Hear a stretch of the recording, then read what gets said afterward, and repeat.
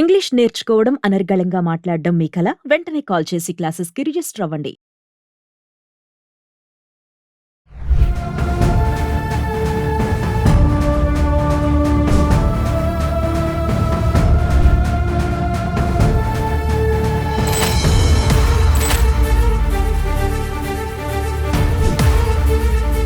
Hi hello నమస్తే welcome back to Suman TV.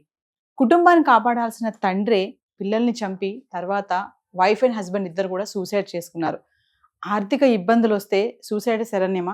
అసలు ఏం జరుగుతుంది? మరి ఫ్యామిలీ కోసం ఒక వ్యక్తి పెళ్లి చేసుకున్నాక భార్యను పోషించాలి, డబ్బులు సంపాదించాలి, తర్వాత పిల్లలు, వాళ్ళ భవిష్యత్తు ఇవన్నీ పక్కన పెట్టేసి ఒకేసారి ఎందుకు క్షణికావేశంలో తీసుకునే నిర్ణయాలు, ఇక్కడ తండ్రి ఎందుకు ఫెయిల్ అయ్యాడు అనే దానిపైన మాట్లాడడానికి మనతో పాటు ఈరోజు ఉన్నారు సైకియాట్రిస్ట్ విష్ణు గాడే గారు. సార్తో మాట్లాడదాం. నమస్తే అండి. నమస్కారం రోహిణి గారు. సార్, మరి ఇష్యూ మీకు తెలిసిందే. ఒక ఫ్యామిలీ మొత్తం సూసైడ్ చేసుకున్నారు ఓన్లీ ఫినాన్షియల్ ప్రాబ్లమ్స్ వల్ల. ఆయన ఒక ఫ్యాకల్టీ, అంతే వెల్ ఎడ్యుకేటెడ్ పర్సన్. అంటే ఎందుకు అంటారంటే తొందరలో తీసుకున్న నిర్ణయాలు ఇటు పిల్లల్ని కూడా చంపేయడం అనేది అసలు అంటే ఆ విషయం వింటే కూడా దారుణం, బాధ అనిపిస్తుంది చాలా కూడా. వైఫ్, పిల్లలు, చిన్న చిన్న పిల్లలు ఉన్నారు.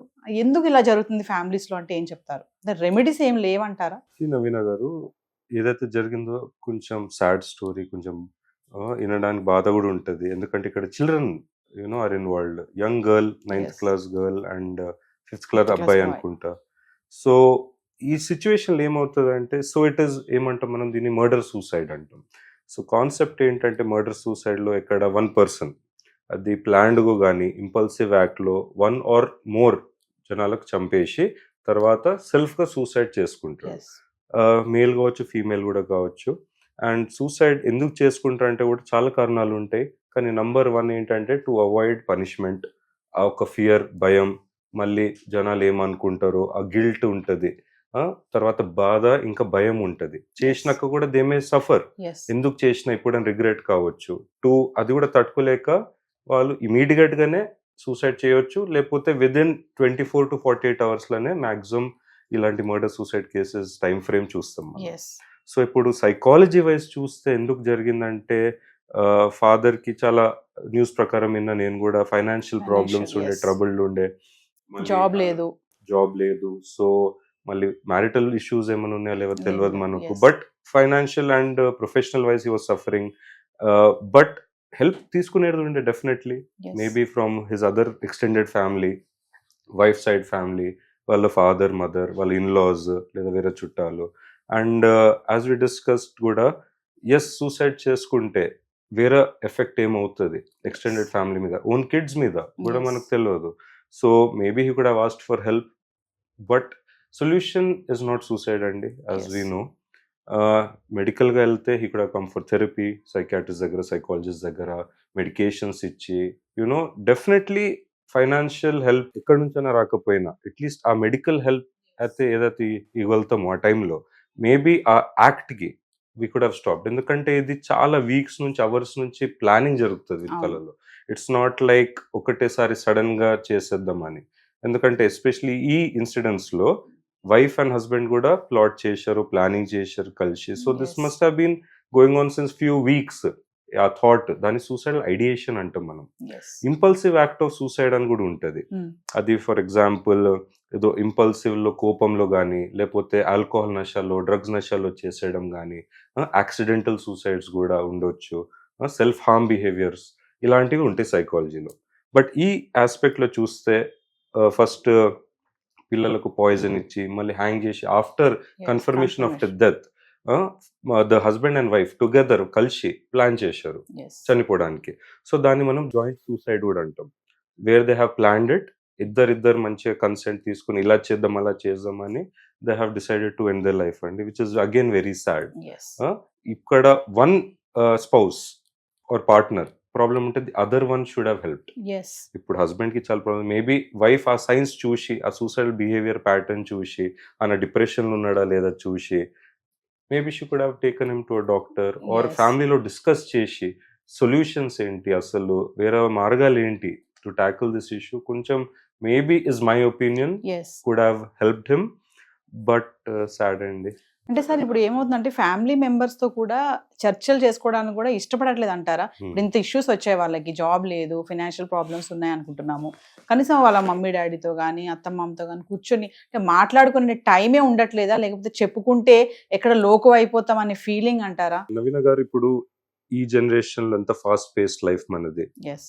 ఇంటారు, పట్టించుకోరు, లేదా ఇన్నా కూడా వాళ్ళు మన సఫరింగ్ చూసి అనుకుంటారు వీళ్ళు ఎంత హ్యాపీ అయిపోతారు, లేదా మనము రిలేటివ్స్ లో కానీ కాంపిటీషన్ ఉంటది, మేం బెటర్, మేం సుపీరియర్ అని. సో ఆ యాంగిల్ లో ఇన్ఫీరియారిటీ కాంప్లెక్స్ వస్తుంది, సమాజంలో పరువు పోతుంది అని ఈ థాట్స్ మల్టిపుల్ వల్ల రీచ్ అవుట్ కారు. కానీ నేనేం చెప్తానంటే నాకు పేషెంట్స్ కానీ క్లయింట్స్ ట్రై చేయండి. What is the worst that can happen? ఏంటి మ్యాక్సిమం వర్స్ట్? అవును, ఒక 2-3 జోక్లు వేస్తారు మీ మీద, కానీ ఒక 4-5 రీచ్ అవుట్ చేస్తే ఆ 4-5లో ఒక్కోలానా మనకు సాయం చేయడానికి రెడీ ఉంటారు. అట్లీస్ట్ కరెక్ట్ దారి మార్గం చూపించడానికి సాయం చేస్తారు. So that is my opinion on it అండి. కానీ మీరు అన్నట్లు మెయిన్ రీజన్ నా ప్రాక్టీస్లో, నా ఒపీనియన్లో ఇస్ సెల్ఫ్ ఎస్టీమ్ ఇష్యూ అండి. ప్రైడ్, ఈగో అనుకోండి, లేదా వాళ్ళు ఏమనుకుంటారు, మా పరువు పోతుందా, ఇంకా 10 మందికి ఇంకా ఎక్కువ తెలిసిపోతే మా ఫైనాన్షియల్ కండిషన్ వాళ్ళు మన మీద మజాక్లు వేస్తారా, జోక్లు వేస్తారా, మా పిల్లలు ఎట్లా ఉంటారు, మళ్ళీ స్కూల్లో కూడా వాళ్ళ స్కూల్ ఫ్రెండ్స్ వాళ్ళకి టీజ్ చేస్తారు, బుల్లింగ్ అంటాం కదా, మళ్ళీ వాళ్ళ స్కూల్ ఫీజు పే చేయకపోతే, అట్లా చాలా ఉన్నాయండి. Wear the children also suffer bullying in school. ఎందుకంటే వాళ్ళు ఎగ్జామ్ ఫీజు కట్టలేరు, సస్పెండ్ రిటర్న్ అవుతారు, కాలేజ్ ఫీజు కట్టలేరు, సో వాళ్ళు నెక్స్ట్ క్లాస్కి లేకపోతే సెమిస్టర్కి వెళ్ళలేరు. సో ఇవన్నీ ఆలోచిస్తారు పేరెంట్స్. ఈ మధ్య కాలంలో చూసుకుంటే పిల్లల్ని కూడా చంపేస్తున్నారు. అంటే కాపాడాల్సింది తల్లిదండ్రులే కదా, పేరెంట్సే పిల్లల్ని అట్లా చేస్తుంటే వాళ్ళు ఎక్కడికి వెళ్తారు? అంటే ఆ టైంలో ఇప్పుడు విషం ఇచ్చారని చెప్తున్నారు మనకి న్యూస్ లో, ఆ 5th క్లాస్ అబ్బాయికి. అంటే తల్లి ఏది పెడితే అదే తింటాడు కదా అబ్బాయి, తండ్రి ఏది ఇస్తే అదే తింటారు కదా, నమ్మకం కదా. వాళ్ళు మమ్మల్ని చంపుతారు అని ఏ పిల్లలు అనుకోరు కదా, తల్లిదండ్రులు చంపుతారని. మరి వీళ్ళని ఇట్లా చంపేస్తుంటే అంటే ఆ టైంలో వీళ్ళకి ఆ ప్రేమ ఇవన్నీ అంటే మర్చిపోతారంటారా ఆ సిచ్యువేషన్ లో? It is a multi factorial aspect అండి. జస్ట్ డెఫినెట్లీ హోప్లెస్నెస్ అంటాము. అంత హోప్ కోరిక లైక్ పోయి లాస్ట్లో ఏం చేసినా మేము బతకలేము ఈ లైఫ్లో, మా పిల్లలు కూడా ఇంకా బతకలేరు అని ఒక థాట్ వచ్చేస్తుంది. డిప్రెషన్ కానీ ఆ యాంగిల్స్లో కూడా ఉంటుంది ఇది. సో ఆ థాట్ ఒకటి వచ్చినప్పుడు ఏం చేసినా ఈ ప్రాబ్లమ్స్ బయటపడం మేము, మాకు ఎవరు సాయం చేయరు, మేము చనిపోయినప్పుడు మా పిల్లలకి ఎవరు చూసుకుంటారు, వాళ్ళదేంటి లైఫ్ అని ఆ డౌట్ వల్ల వాళ్ళు ఏమనుకుంటారు, ఇప్పుడు అందరం చనిపోతే ఎవరికి ప్రాబ్లం ఉండదు, ప్రాబ్లం సాల్వ్డ్, పెయిన్లెస్ డెత్ అని ఒక కాన్సెప్ట్ ఉంటుంది వాళ్ళలో. కానీ వాళ్ళకి no one knows how painless it is. ఎందుకంటే ఏ సూసైడ్ అయినా కొంచెం ఉంటుందండి ఆ ఫియర్ వల్ల, రెసిస్టెన్స్ వల్ల. అండ్ ఎస్పెషలీ పిల్లలకు తెలియకుండా పాయిజన్ పెట్టడం, మిక్స్ ఇన్ ఫుడ్, అది చాలా సాడ్. కానీ ఆ సఫరింగ్ మనకు చెప్పలేము. ఇంకోటి డాటర్కి హ్యాంగింగ్ చేశారు అన్నారు, she must have fought for it, కొట్లాడింటారు. లేకపోతే చాలా మంది ఏం చేస్తారు, కొంచెం డ్రగ్ చేస్తారు లేదా స్లీపింగ్ టాబ్లెట్స్ ఇచ్చి ఫోర్స్గా హ్యాంగింగ్ కూడా చేసి దాన్ని సూసైడ్లో కూడా మోడిఫై చేసి పోర్ట్రేట్ చేస్తారు.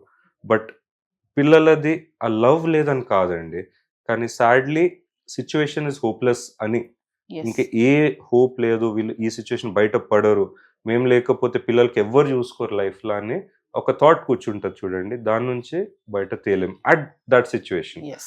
ఒక ఇంపల్సివ్ యాక్ట్కి అట్లీస్ట్ ఒక 1 or 2 days ఆపినాం అనుకోండి ఆ సూసైడల్ థాట్స్కి, then I think we can stop that if the help is given at the correct time అండి. సో ఫైనల్లీ విష్ణు గారు, అంటే ఇలాంటి థాట్స్ వచ్చినప్పుడు ఈ మధ్య కాలంలో చాలానే చూస్తున్నాం మనము, ఈ సూసైడ్స్ అనేది చాలా ఈజీగా చనిపోతున్నారు, సూసైడ్ చేసుకోవడం అనేది. అంటే మీరు అన్నారు డాక్టర్స్ దగ్గరికి వెళ్ళొచ్చు, సైకియాట్రిస్ట్ దగ్గరికి వెళ్ళి కన్సల్ట్ చేయొచ్చు అంటున్నారు కదా, ఆ టైంలో వాళ్ళకి ఆ ఆలోచన అనేది వస్తుందంటారా?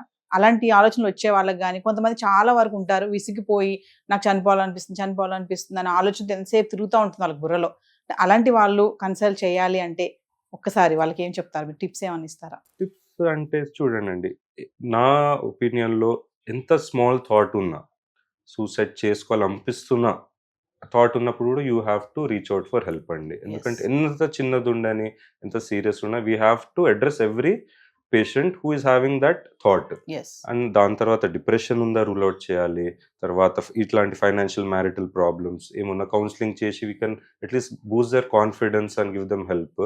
అండ్ దాని తర్వాత రీచ్ అవుట్ టు ఫస్ట్ మా డాక్టర్స్ దగ్గర రాపోవడానికి వాళ్ళకి భయం ఉందనుకోండి, లేకపోతే ఇన్సెక్యూరిటీ ఉంది, లేకపోతే బయట తెలిసిపోతుందని వాళ్ళకి కాన్ఫిడెన్స్ ఇష్యూస్ ఉంది, కాన్ఫిడెన్షియాలిటీ ఎస్ దానిలో వాళ్ళు they can reach out to their best friends కానీ, లేకపోతే ఆఫీసెస్లో కూడా ఇవాళ రేపు మల్టీనేషనల్ కంపెనీస్లో they have psychologist or counsellors చాలా మంది ఉన్నారు ఇవాళ రేపు. Let them reach out. అక్కడ కూడా they have a clause for confidentiality. వాళ్ళ మేనేజర్ కూడా తెలియదు ఇలా ఒక మనిషి వచ్చారు వాళ్ళ దగ్గర అని. సో అలాంటి ఆప్షన్స్ ఉన్నాయి అనుకోండి వాళ్ళ కంపెనీలో, ప్లీజ్ అట్లాంటివి వెళ్ళి ఒక 1-2 సెషన్స్ తీసుకోండి, సో దట్ వాళ్ళకి అర్థమవుతుంది ఎలా ఉంటుంది. దాని తర్వాత కంఫర్టబుల్ అయినాక వాళ్ళు మా దగ్గర సైకాట్రిస్ట్కి హాస్పిటల్ దగ్గర కూడా రావచ్చు, where we can start medications కూడా, అండ్ లో డోసెస్లో స్టార్ట్ చేసి ఇంప్రూవ్మెంట్ వాళ్ళకి కంపడుతుంది. And therapy side by side నడుస్తున్నప్పుడు ఆ కాన్ఫిడెన్స్ మా సిస్టమ్ మీద వస్తుంది వాళ్ళకు. ఇంకోటి ఏంటంటే చాలా మందికి సైకాలజిస్ట్ కానీ సైకాట్రిస్ట్ దగ్గరికి వెళ్ళడానికి కొంచెం నామోషి ఉంటుంది. నేనెందుకు వెళ్ళాలి, నేనేమన్నా సరిగా లేనా, నాకేమన్నా మెంటల్ డిజార్డర్ ఉందా, నేను ఎందుకు వెళ్ళి కలవాలి అనే ఒక సైడ్ అది కూడా ఉంటుంది అంటారు కదా, దాని గురించి ఒక్కసారి ఫైనల్. డెఫినెట్లీ అండి. అండి దాన్ని కొంచెం స్టిగ్మా అంటాం మనం. ఫర్ ఎగ్జాంపుల్ మనం వేరే డిపార్ట్మెంట్స్లో కూడా చూస్తాం, సైకియాట్రీ కాదు. For example infectious diseases, HIV, లేకపోతే ఎస్టీడీస్, క్యాన్సర్ కూడా చాలామంది వాళ్ళు రేపు క్యాన్సర్ ఉన్నా లేకపోతే కిడ్నీ ఫెయిలియర్ ఉన్నా డయాలసిస్ మీద పోతున్నాడు వాళ్ళ రిలేటివ్స్లో చెప్పుకోరు, బికాస్ ఆఫ్ దట్ ఎంబారస్మెంట్ కానీ స్టిగ్మా. సో అలానే సాడ్లీ ఇప్పుడు సైకాట్రీ మీద కూడా ఒకటి ఉంది, ఏంటంటే మెంటల్ డిసార్డర్, మెంటల్ పేషెంట్ అని. కానీ అలా కాదు, ఎందుకంటే మా దగ్గర చాలా డిసార్డర్స్ ఉన్నాయి which are not classified as mental. Yes, అన్నిటికీ మనం సైకాట్రిక్ డిసార్డర్ పెడతాం, కానీ సీరియస్నెస్ కూడా ఒకటి ఉంటుంది, level of intensity of the disease, seriousness and frequency of the disease, దాన్ని బట్టి మనం గ్రేడ్ చేస్తాం. అండ్ ఇప్పుడు ఈ జనరేషన్లో కూడా కొంచెం ఓపెన్నెస్ వస్తుంది, ఎడ్యుకేషన్ వస్తుంది, సో స్టిగ్మా లెవెల్స్ తగ్గుతుందండి. అండ్ చాలా మంది ఓపెన్గా వస్తున్నారు, walk in through the hospital doors, మాకు సైకాట్రిస్ట్ కావాలండి, మాకు కౌన్సిలింగ్ కావాలని. అండ్ ఆ డ్యూటీ ఇట్ ఈస్ ఏంటంటే అండి, మేము చాలా కాన్ఫిడెన్షియల్ పెడతాం రికార్డ్స్, పేషెంట్ డీటెయిల్స్ ఎవరికి తెలియదు, ఇంకా పేషెంట్ కన్సెంట్ పర్మిషన్ లేకుండా వాళ్ళ ఓన్ ఫ్యామిలీ రిలేటివ్స్ కూడా కొన్ని డిస్క్లోజ్ చేయం. But yes, if there is something important which is life danger, అంటే వాళ్ళ ఓన్ లైఫ్కి డేంజర్ ఉంది, చుట్టుపక్కల వాళ్ళకి డేంజర్ ఉంది అంటే, then we will take some actions immediately to help them. Thank you sir. Thank you madam.